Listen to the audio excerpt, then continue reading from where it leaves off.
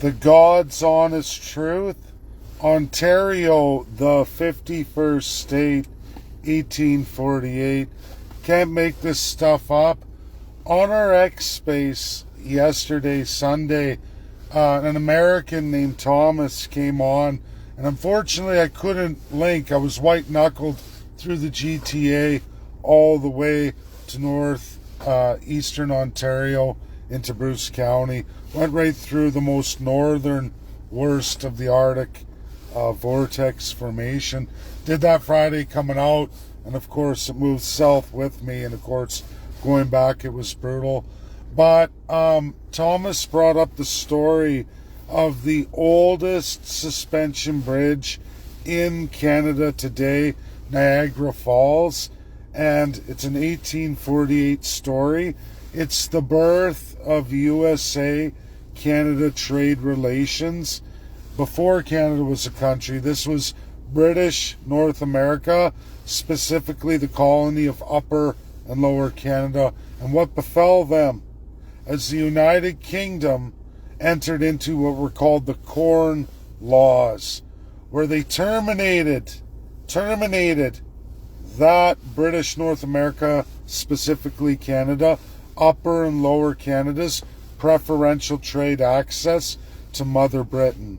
We were completely cut off, sideswiped. All of our products were hit with tariffs. No more Canadian products into the UK. Vast taxes would be paid.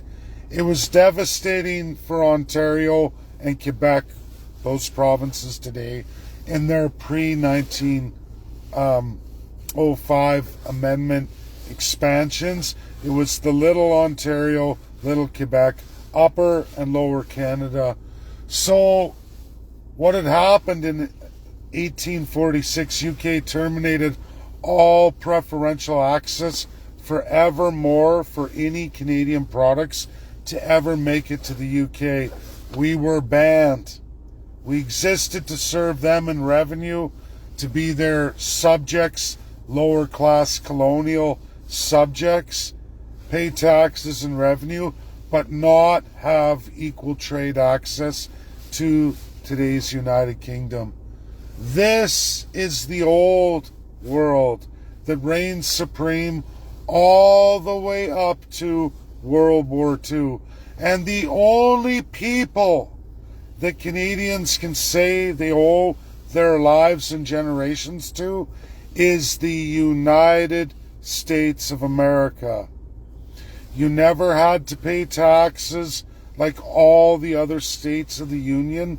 You were allowed all of the same near free trade access to the United States as the 50 states beyond any other country in the world. You made a promise in World War II that you would educate all Canadians through the provinces and territories on the new world order. Your government did that in World War II. Not only Canada, but every nation in the world of the 193 nations. It's in the UN Charter from the glorious allies of World War II.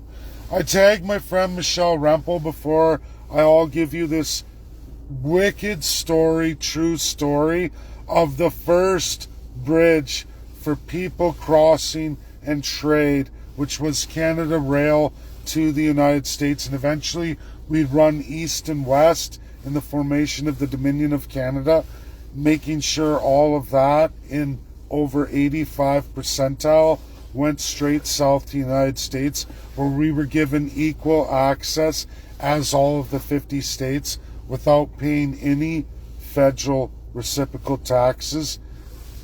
USA paid for all of it. Americans subsidized all of it. So I tagged my friend Carrie Rempel, Carrie sent me a video on BBC News. I just finished watching that half-hour program glorifying Mark Carney, really attacking Donald J. Trump, painting him as a bad guy, telling all Canadians from BBC, who gives the marching orders to CBC, global CTV, CBC Global, you name it, all of them in Canada are following suit. Bloomberg is breaking away, Fox is breaking away, and even CNN is breaking away, everybody. Americans are waking up to it. Donald J. Trump tells you you owe your lives to America. You really do, Canadians, long before you were even Canadians, long before you were ever anything other than a colony of British North America. They were already killing and destroying you. Your big brother down south opened their doors to you, subsidized you, built that infrastructure. And I'm going to give you this story of what was Union Bridge. It's now been upgraded in Niagra.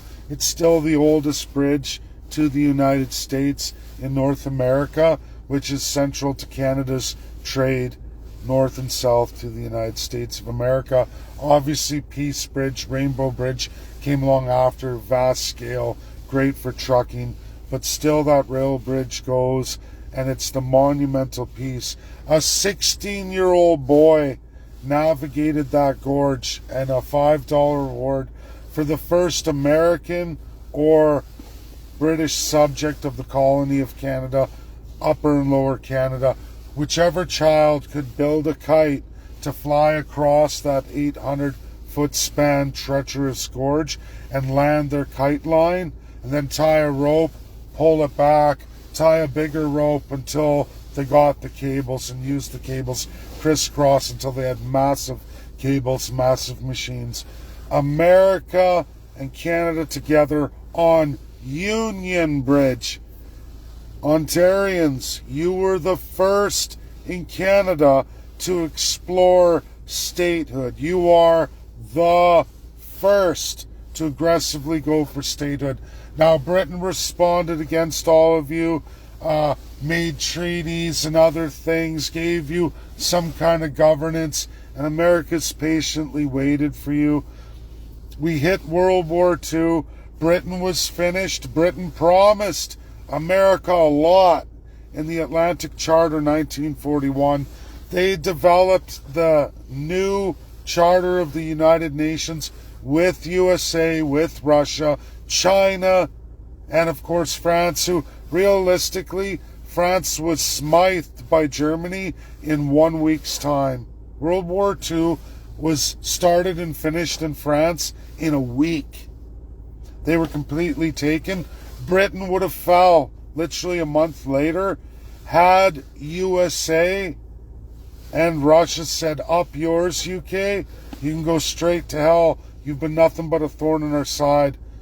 But they promised, King George VI and Prime Minister Winston Churchill promised the United States of America they would educate all of the Commonwealth countries. They would decolonize them.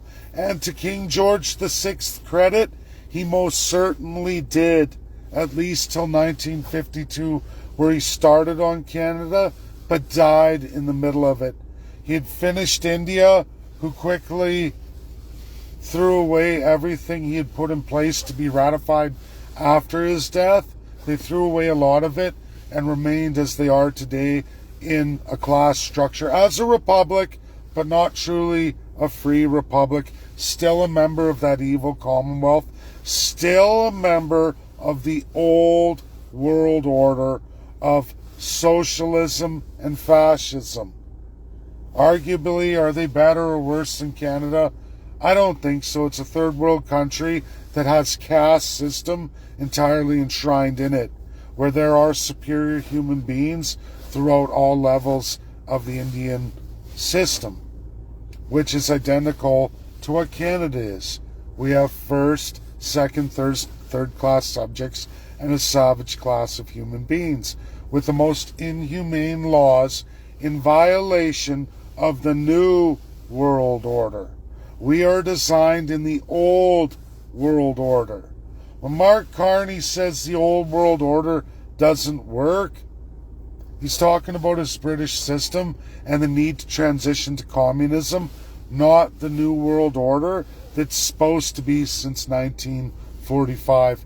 China is to be a part of USA, Russia, China, UK, and France's promised New World Order, but they're not going to deliver. Communism will never lead to that. It's why the Russian Federation exists the way it is. It's why it fell in 1989. They know it doesn't work.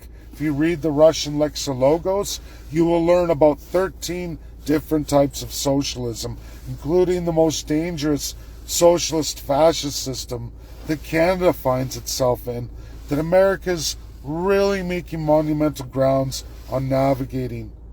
So I'm going to go into the story of Harmon Walsh, the 16-year-old Canadian from Upper Canada, British North America, who flew his kite across the gorge to create Union Bridge, the first North American bridge cementing trade between Canada and, well, what would be Canada and the United States of America, a joint effort where the Americans' kids sat on the Niagara Gorge side of the USA and Canadian kids sat on the Canadian side of the gorge, the British North American side. And the contest was the first person to design a kite that could fly across the gorge to get the string costs would be paid $5, a tremendous amount of money in 1848.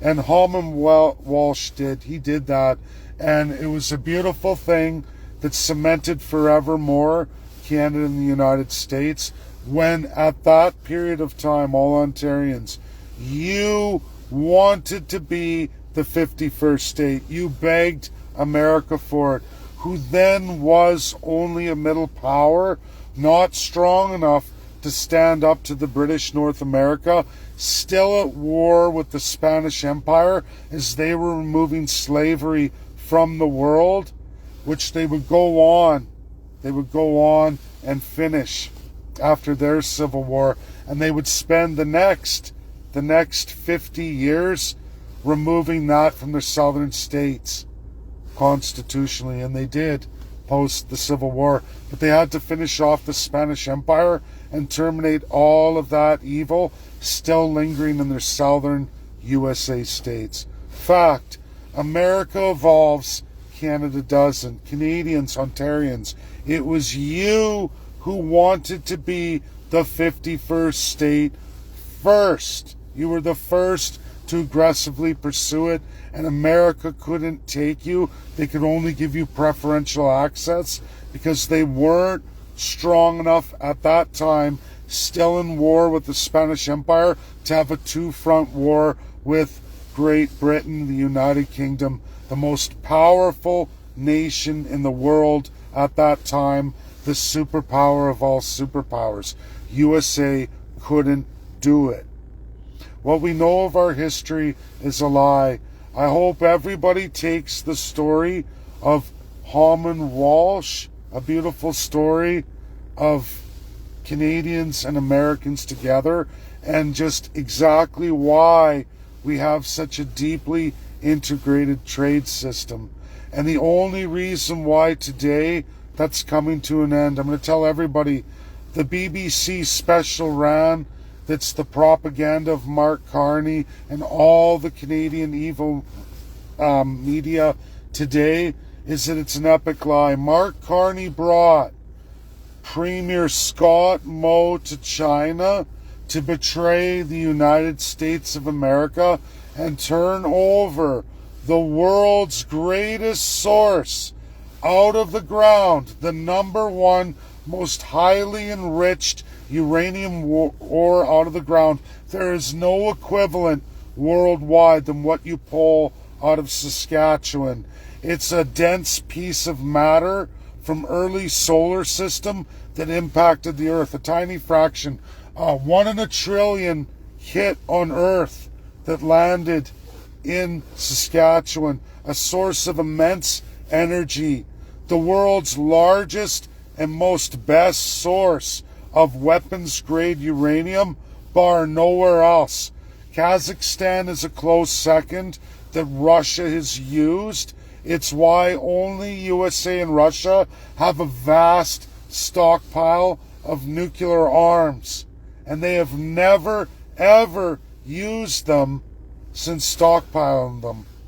What Mark Carney did to the United States of America with Premier Scott Moe was not only go to China and pretend that it's not some kind of big deal.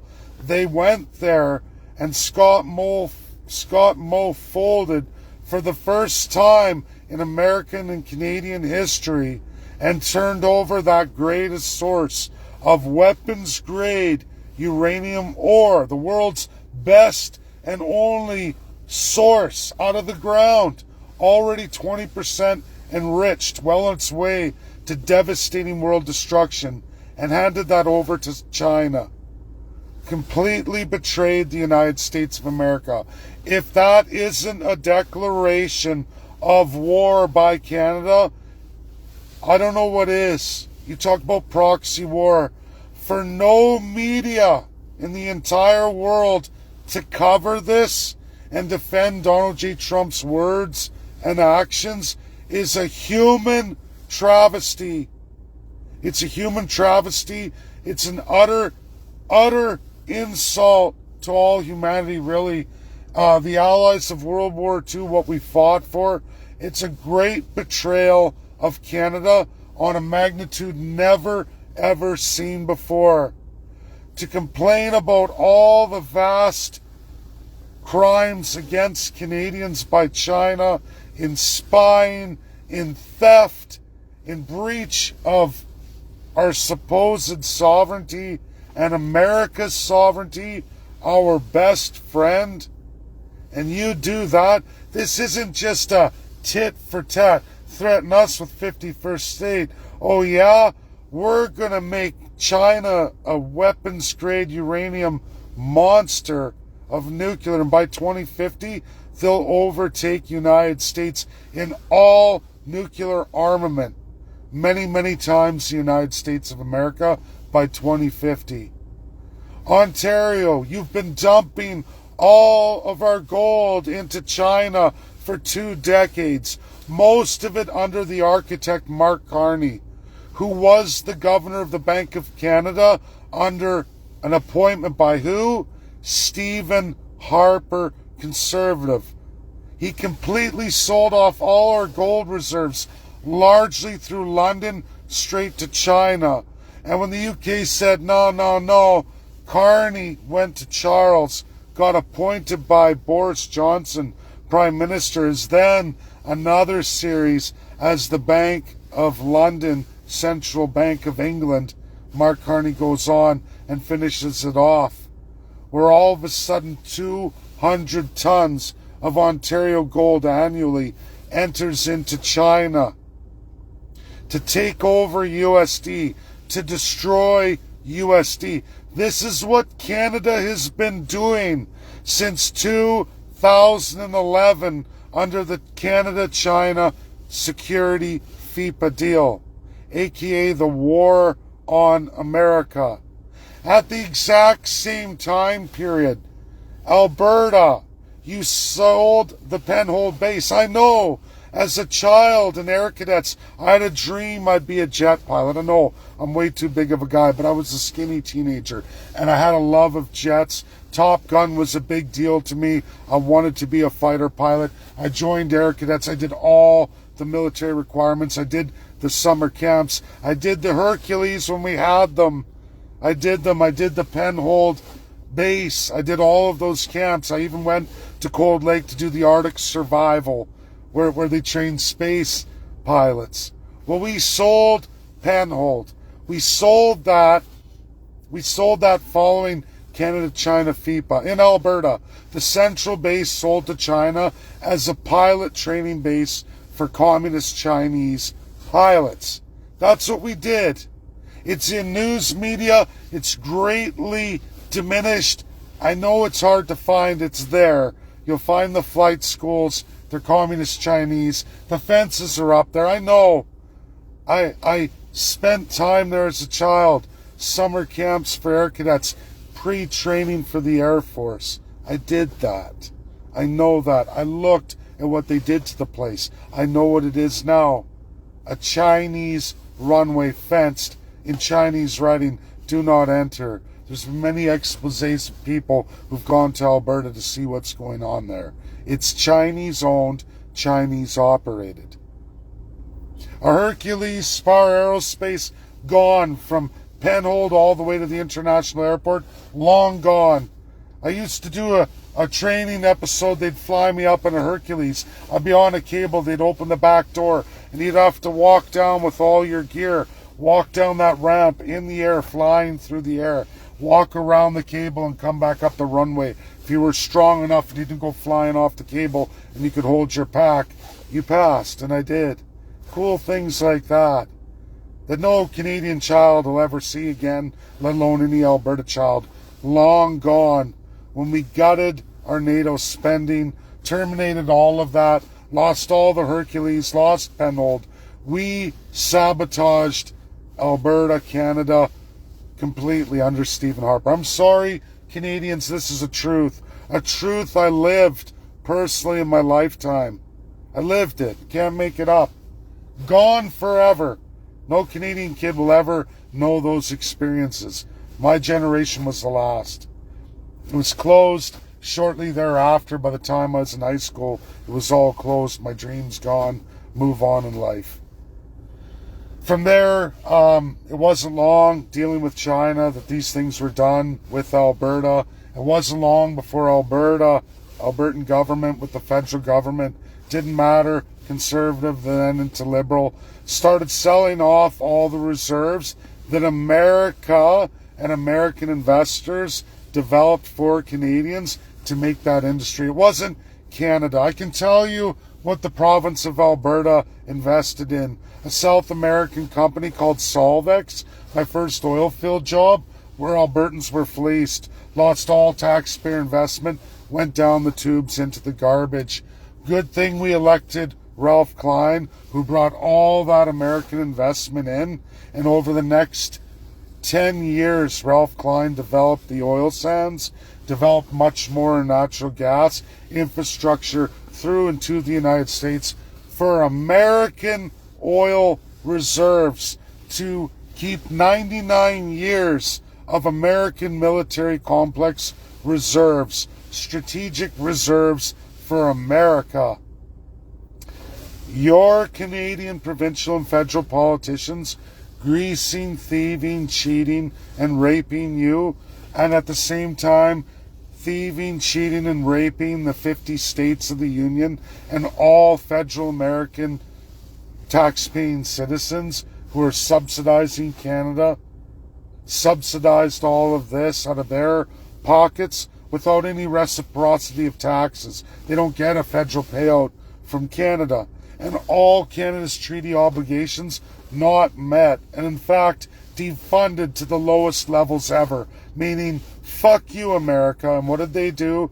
They got into bed with China under Stephen Harper, picked up in 2015 and amplified by Justin Trudeau. And now, once again, the architect from Stephen Harper all through Justin Trudeau, Mark Carney, comes back to lead Canada to finish America off, to kill America by 2050.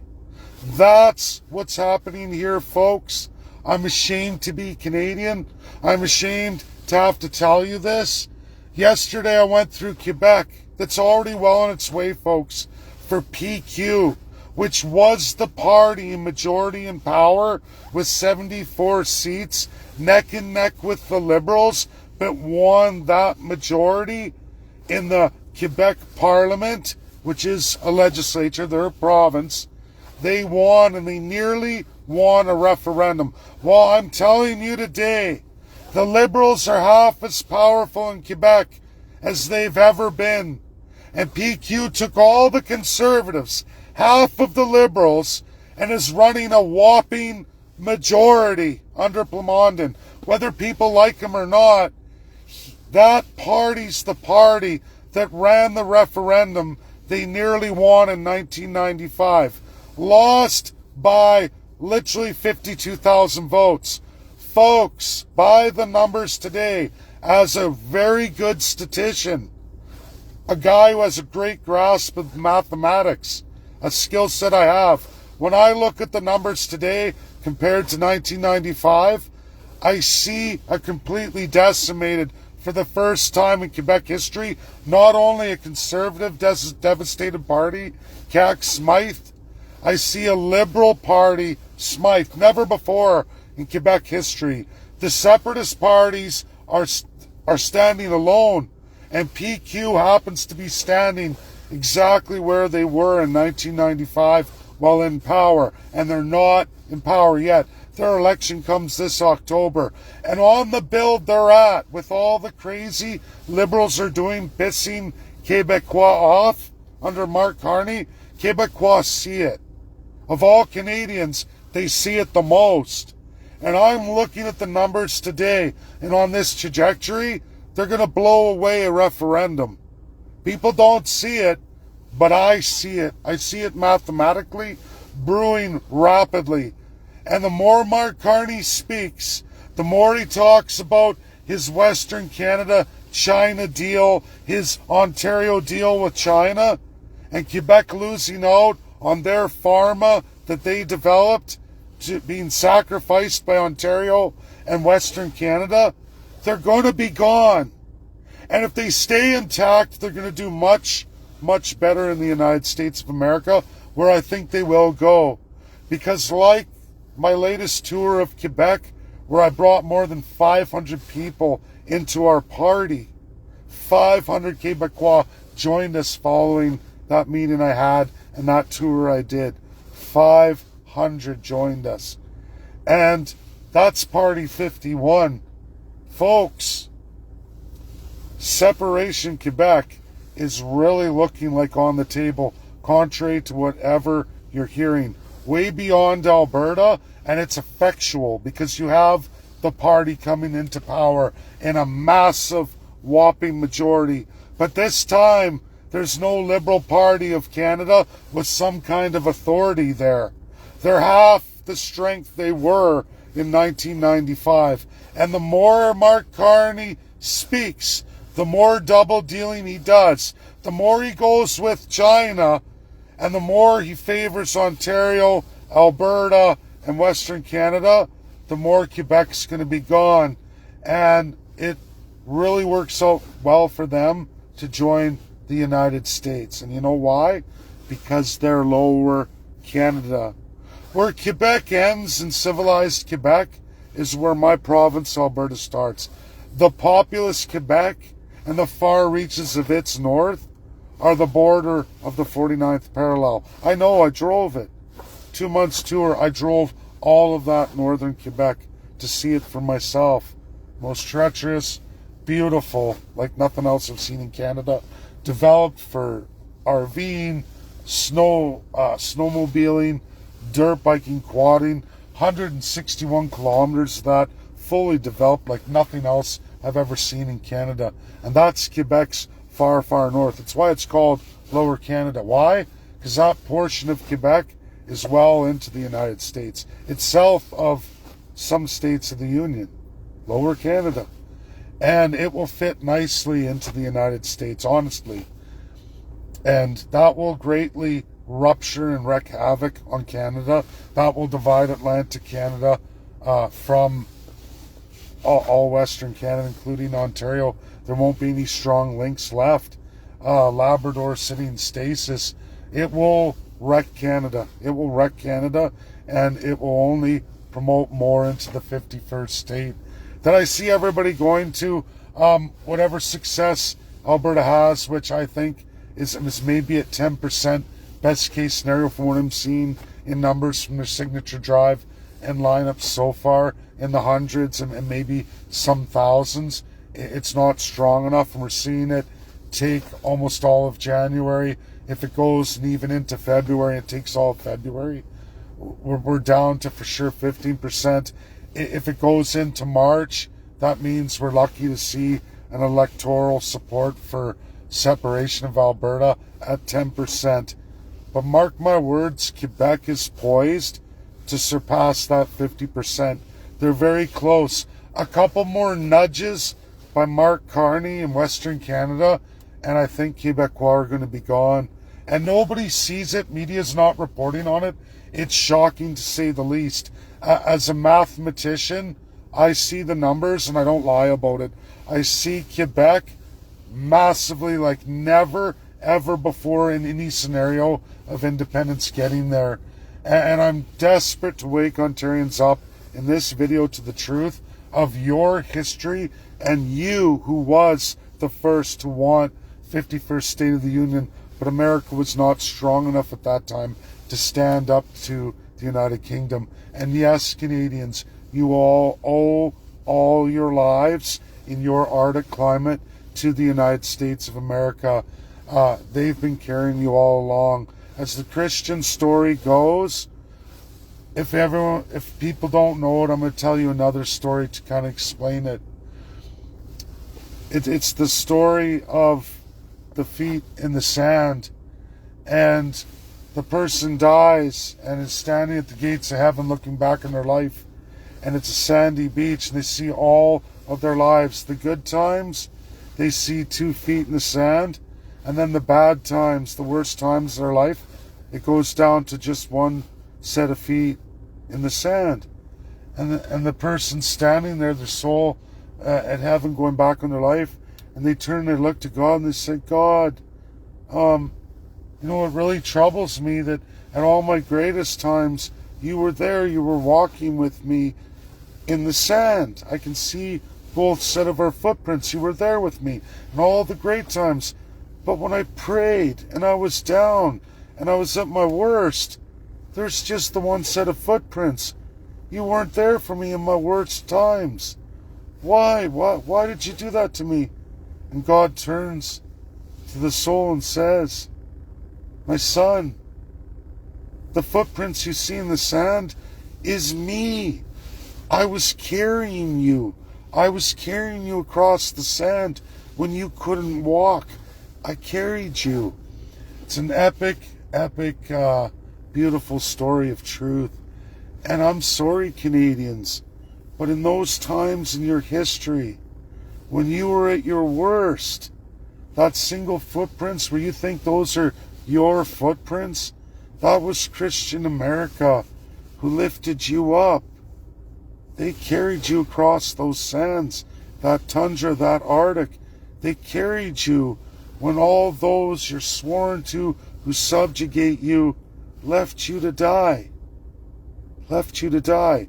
You live because of the United States, and they're feeling for you, knowing you didn't escape, knowing you didn't make it, even though you wanted to. And America tried. We have a false truth of history here in Canada, carefully crafted by our crown to keep us down. I urge every Ontario, at least in Eastern Canada, to read the story of Union Bridge, and how you needed to be the 51st state, and America couldn't do that because Britain would have killed them. And they couldn't do it, so they gave you preferential access. They subsidized you.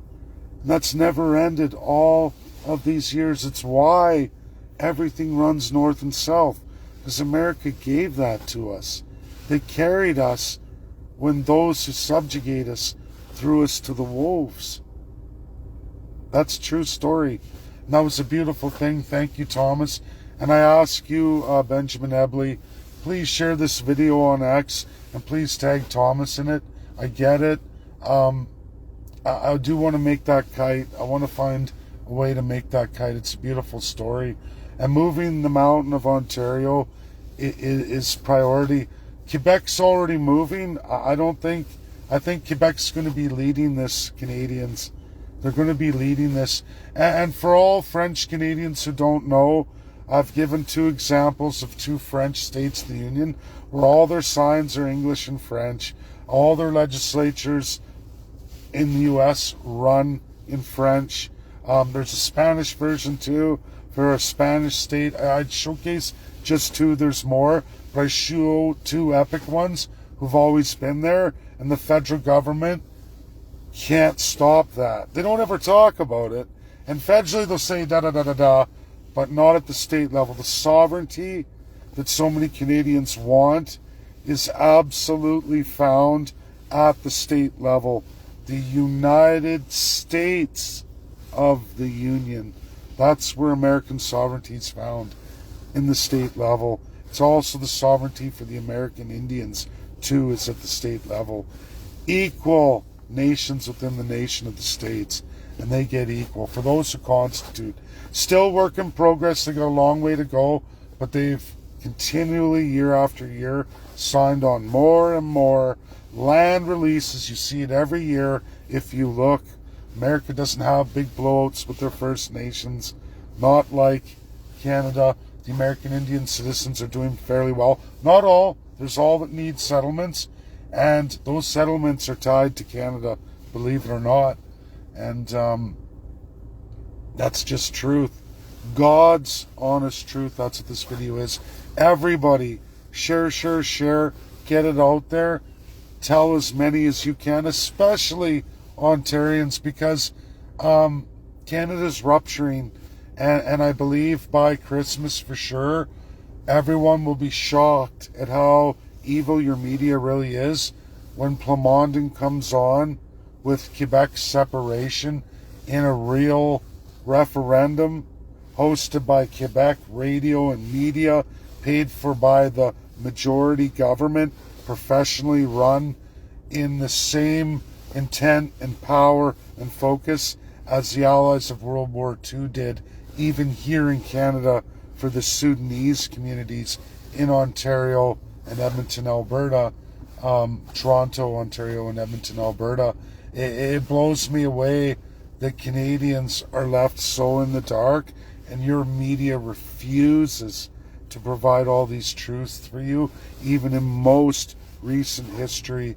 So God bless everybody, and thank you, Thomas from X. I appreciate the kite. I'm going to make the string. I'm going to tie them back and forth. We're going to find that hook, line, and sinker. God bless everybody. Enjoy the rest of your day. I love this Arctic vortex.